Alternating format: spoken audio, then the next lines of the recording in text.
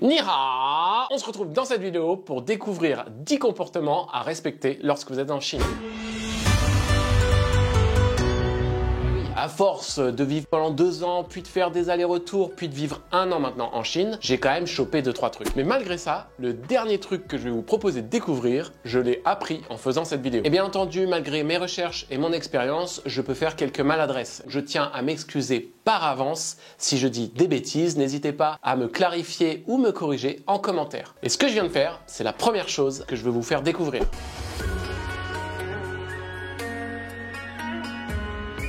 Déjà, rien qu'à l'écriture, si on prend le Hanzi, le caractère chinois, on a Qian qui veut dire modestie et Shu qui veut dire le vide, l'absence, le néant. La combinaison des deux, on pourrait croire que c'est l'absence de modestie. Mais c'est pas tout à fait ça. La mauvaise foi contient aussi ce caractère Shu. Quand l'un signifie l'absence d'arrogance, l'autre signifie l'absence de sincérité. Alors attention, on peut aussi tomber dans l'auto-humiliation, mais c'est pas du tout ce qu'il faut faire. Il faut juste rester humble. Il y a même des fois, on attend de son interlocuteur qu'il reste humble. Et si tu te retrouves un jour dans la situation où on te complimente, ou alors tu vas parler du sujet où tu es le meilleur, le plus calé, tu sais tout sur tout, eh bien reste modeste tout de même. Après tout, tu pourrais très bien apprendre quelque chose de quelqu'un d'autre. Et comme le disait Confucius, maître Kong, si 3 personnes marchent ensemble, alors mon maître est certainement parmi eux. En plus, en vrai, c'est pas mal comme mécanisme, parce que tu baisses la hype, et donc si tu racontes n'importe quoi, ou que tu fais un gros bide, bah t'es pas si mal jugé que ça.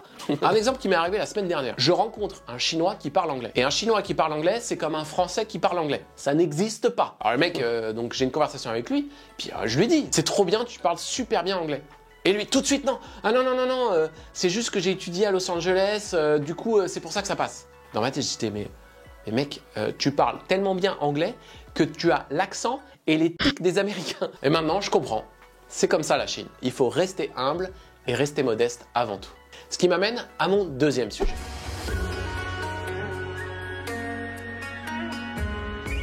Dans une conversation avec un Chinois, tu vas avoir beaucoup de compliments. Et c'est pas de la flatterie, ou c'est pas je te mets bien pour te la mettre bien, tu vois. Et comme tu l'as bien compris, il faut vite contrecarrer avec de la modestie. Mais le niveau supérieur, c'est de toi aussi complimenter derrière. La culture chinoise voit la modestie comme une vertu. J'ai un autre proverbe pour toi. La fierté nous amène à notre perte, alors que la modestie nous élève. Ce qu'il faut comprendre, c'est que la culture chinoise est beaucoup dans la comparaison, le yin et le yang, tu vois. Et donc si tu dis que toi t'es le meilleur, t'es le top, ça veut dire que tous les autres c'est des merdes. Alors que si tu dis que t'es pas foufou, bah tu élèves les autres. Donc pour être poli, il faut faire des compliments. L'exemple qui m'arrive au quotidien, c'est quand je dis 2 mots de chinois et que tout de suite on me dit que je parle super bien, alors que j'ai même pas utilisé les bons tons, tu vois. Je réponds tout de suite bouche, indian. Non, un tout petit peu, juste un tout petit peu. Et ce que je ne savais pas, c'est que je faisais exactement ce qu'on attendait de moi. On me fait un compliment et je reste modeste.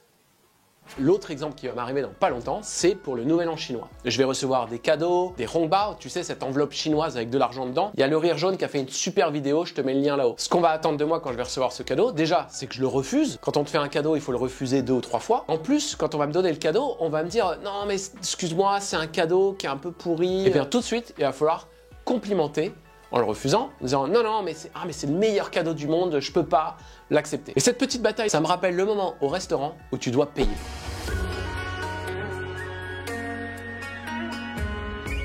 Alors là, imagine-toi au cinéma, dans un film de blockbuster hongkongais, c'est la scène de combat qui commence, c'est la plus grosse scène, 2 protagonistes face à un serveur qui reste de marbre et qui attend. Les 2 protagonistes, eux, commencent à discuter. Puis le ton hausse.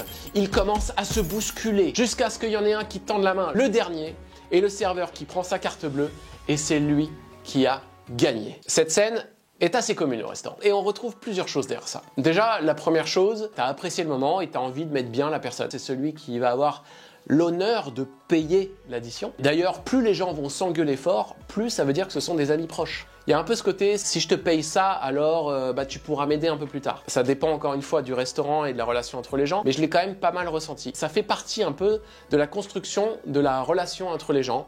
Si je te mets bien, c'est j'attends que tu te mettes bien, et ça c'est parce qu'on s'apprécie l'un l'autre. Ça me fait aussi penser au don que tu dois faire lors d'un événement ou d'un mariage. Il faut que tu reviennes en arrière pour que tu vois quels sont les cadeaux qui ont été faits à toi, personnellement, et à ta famille, pour matcher un peu ce que toi tu dois rendre à la famille où tu vas au mariage. Mais une chose est sûre, si un jour tu te retrouves à dîner en Chine, et même si on t'a clairement invité, rentre dans cette bataille, ça montrera le respect que tu as envers ton hôte, et en plus, ça ne fera que renforcer le lien que tu as avec cette personne. Et c'est vrai que cette situation est devenue beaucoup plus rare aujourd'hui, parce qu'il n'y a plus besoin de venir vers le serveur avec sa carte bleue ou son argent pour payer. Maintenant, tu peux tout faire depuis le téléphone, directement à ta table. Et maintenant qu'on a parlé de manger, parlons de boire.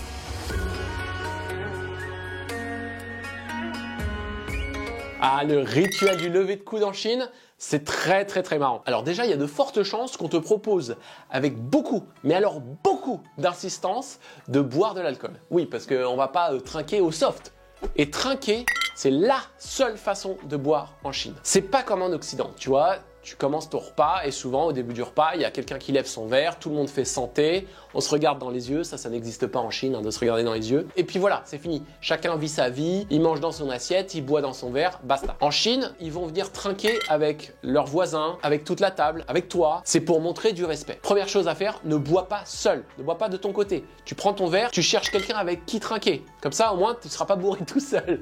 Et si tu veux montrer encore plus de respect, au moment où tu vas trinquer, tu vas te débrouiller pour que ton haut du verre soit en dessous de ceux avec qui tu trinques. Ça montre du respect en élevant les autres par rapport à toi. Et deuxième chose, quand tu trinques, attention à ce que tu dis. Quand tu trinques, tu dis gambei. Gambei, ça veut dire littéralement vide le verre. Donc cul sec. Donc je te conseille au moment de trinquer, tu dis gambei, gambei, gambei. Après tu rigoles, tu fais sui yi ou idiandian, idiandian. Comme ça, tu le bois qu'un petit peu. Parce que en Chine, si tu dis gambei, tu lances un challenge à toute la table. Donc tout le monde va boire cul sec et va montrer qu'il a bien vidé son verre. On ne triche pas en Chine là-dessus. Je te raconte pas le nombre de fois où j'ai fini sous la table. Mais on pourrait se demander, quand tu fais ça, est-ce que tu ne serais pas en train de t'auto-humilier? Justement, parlons du prochain sujet.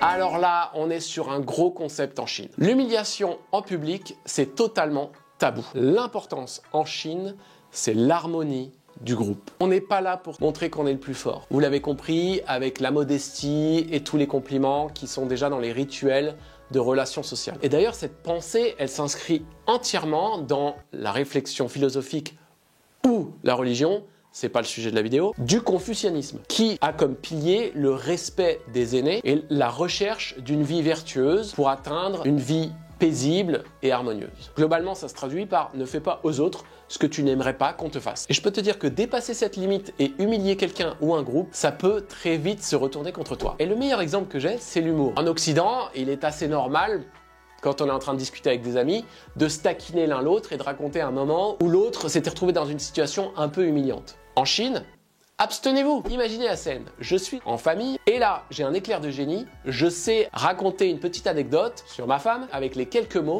expliquant une situation. En France, ça serait rigolo. Eh bien, une fois que j'avais terminé ma petite histoire, je me suis pris un vent intersidéral.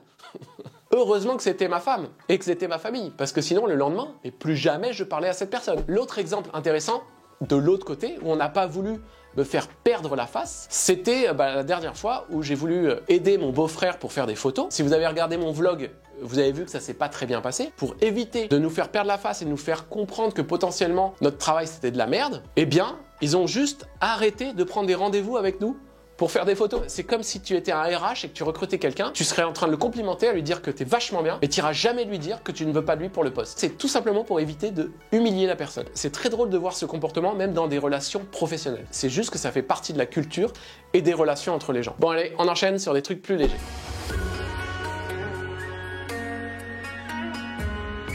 En Chine, ils font globalement tout dans le même sens que tout le monde, pas comme les Anglais. Mais il y a une exception. Et nous, en France, on aime bien les exceptions. Systématiquement, un Chinois met son nom de famille devant son prénom. La plupart du temps, les Chinois ont 2 ou 3 Hanzi pour composer leur nom. Ils peuvent en avoir 4 plus rarement, et puis il y a même des ethnies qui en ont beaucoup plus que ça. Mais là, on est dans les extrêmes. Prenons un exemple, Yao Ning, le basketteur chinois. Ou alors Jackie Chan, de son nom chinois Chen Gongchang. Eh bien, respectivement, leurs noms de famille sont Yao et Chen. Et maintenant, t'as compris pourquoi Jackie Chan.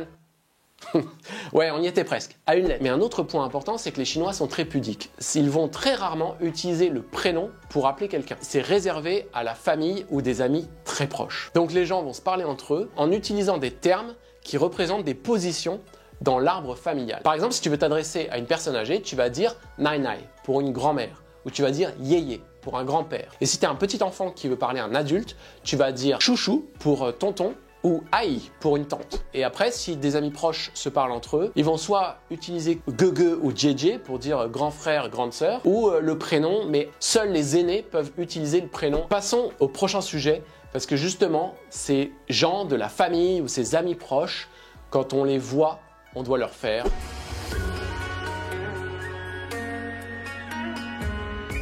Quand tu vas voir des gens en Chine, tu ne peux pas venir les mains vides. Bon, ça, tu vas me dire, c'est comme partout dans le monde. Mais c'est plus large que ça en Chine.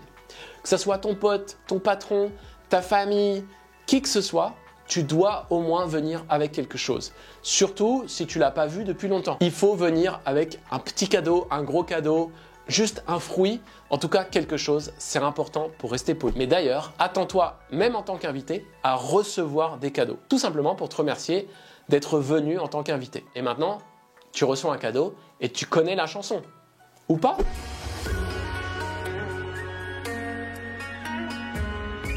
Alors j'ai déjà dit un peu avant dans la vidéo, mais que ça soit un cadeau, est-ce que tu veux boire, est-ce que tu veux manger, est-ce que tu veux t'asseoir, il faut que tu le refuses 2 ou 3 fois avant de vraiment l'accepter. En remerciant et en complimentant, ce comportement ça me rappelle une tante. Je me disais à chaque fois qu'elle vient, je la trouve super difficile. On lui propose plein de trucs, boire, manger, s'asseoir, elle est toujours en train de dire non. T'es toujours obligé d'insister pour qu'au final, elle accepte ce qu'on lui donnait. Et ça m'amène à mon prochain point.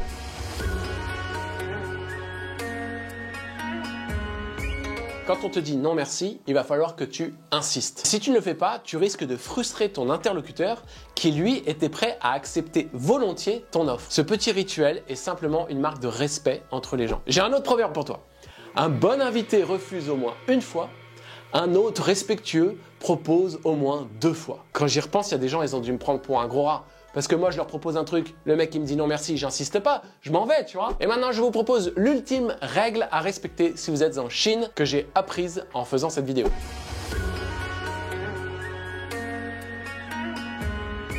Si tu vas dans un restaurant chinois, il se peut qu'il y ait 2 paires de baguettes. Alors, si tu ne le sais pas déjà, un repas chinois est composé de plein de petits plats, 5 à 8 environ. Tu as tous les plats qui arrivent en même temps et ils se servent au fur et à mesure. Si tu veux commencer par le fruit, tu peux, mais ce que la personne avisée notera, c'est qu'il y a toujours une cuillère dans le plat. Ou alors, toi, tu as une cuillère. C'est pour ça que je me suis jamais retrouvé dans un restaurant où il y avait 2 paires de baguettes, ce qui te permet finalement d'aller piocher dans le plat commun et de mettre dans ton assiette. Ta mini assiette. Un jour, je ferai une vidéo sur les mini assiettes et la vaisselle chinoise, mais c'est un truc de dingue. C'est tellement petit, tu peux rien mettre dedans. Bref, s'il n'y a pas les cuillères et que tu es dans un restaurant un peu traditionnel, la deuxième paire de baguettes, elle est là pour aller chercher dans le plat commun et mettre dans ton assiette. Et l'autre paire de baguettes est faite pour aller de ton assiette à ta bouche. Donc pour tous les mecs qui dans la sauce font du double dip, c'est pour vous.